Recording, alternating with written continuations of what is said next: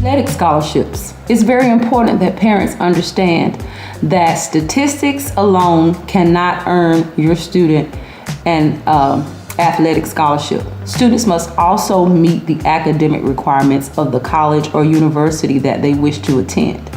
And what a lot of people don't understand is that every university has its own academic standards. There is an NCAA standard that basically applies to all athletes, but you must also do the research on the individual universities that you're interested in attending. The GPA and SAT are basically measured by what they call a sliding scale in the NCAA, which means that if a student's GPA is on the lower side, then they must score a little higher on the SAT, or vice versa.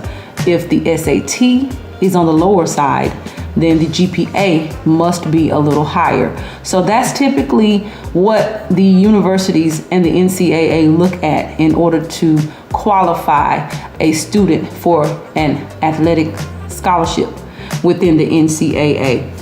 Also,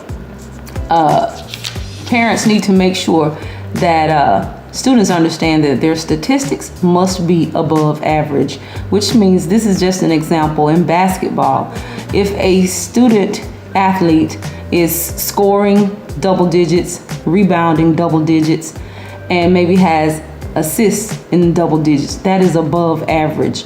Those are the athletic statistics that you will want to pursue to go along with the academic requirements that you are also maintaining. So sometimes we wonder why certain students receive the bigger scholarships to the bigger, or what we call the major universities versus the mid-major or versus the junior colleges. But it's because those students are achieving above average statistics athletically, and they are also meeting the requirements of the sliding scale. A tip for parents: please understand that ultimately the responsibility is yours to make sure that your child meets those qualifications, and also that it is your responsibility to make sure your child gets the exposure that they need. Student athletes need to be exposed to college scouts through either AAU sports or club sports, things of that nature.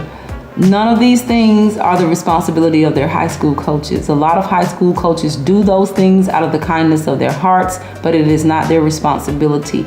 And if we as parents understand this, then we can do what we need to do to make sure that our children get the exposure that they need and that they meet the academic requirements that they need to meet.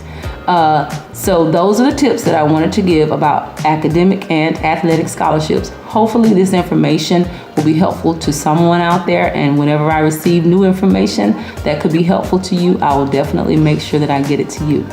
Until then, continue living your extraordinary lives.